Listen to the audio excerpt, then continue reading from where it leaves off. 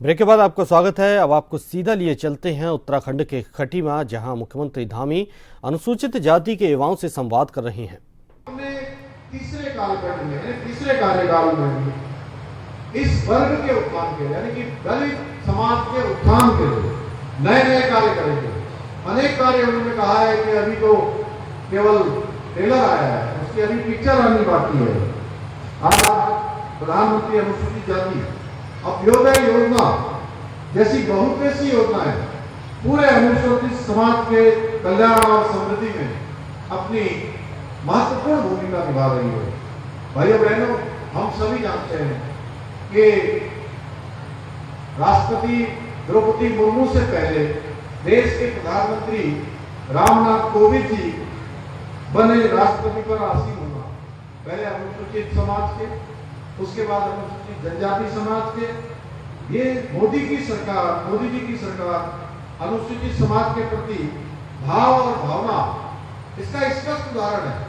कोई कुछ भी कहता रहे, पहले इस प्रकार की कल्पना करता भी बहुत दूर की बात थी, मोदी जी ने साकार करके दिया।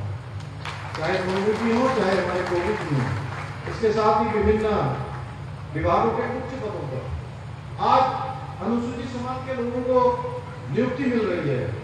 अभी हाल ही में देश के रेल मंत्रालय में सबसे ऊंचे पद पर चेयरमैन और सीईओ, चीफ एग्जीक्यूटिव ऑफिसर के पद पर दलित समुदाय से आने वाले श्री सतीश कुमार जी को सरकार ने नियुक्त किया है। आप समझ सकते हैं कितना महत्वपूर्ण विभाग।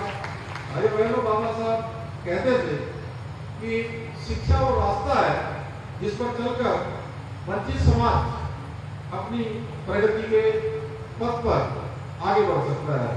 उनकी इसी सोच को ध्यान में रखते हुए आज प्रधानमंत्री मोदी जी ने अनुसूचित समाज के बच्चों को शिक्षा के समान अवसर देने निरंतर वो कार्य कर रहे हैं। मैट्रिक की पढ़ाई के बाद अनुसूचित जाति के छात्रों को वित्तीय सहायता देने से लेकर अनुसूचित जाति के छात्रों के लिए डेडिकेटेड छात्रावासों का निर्माण करवाने तक, इसी तरह से अनुसूचित समाज के बच्चों को बेहतर शिक्षा और माहौल आज प्रदान किया जा रहा है। पूरे देश के अंदर इस प्रकार की व्यवस्था को लगातार बढ़ाया जा रहा है।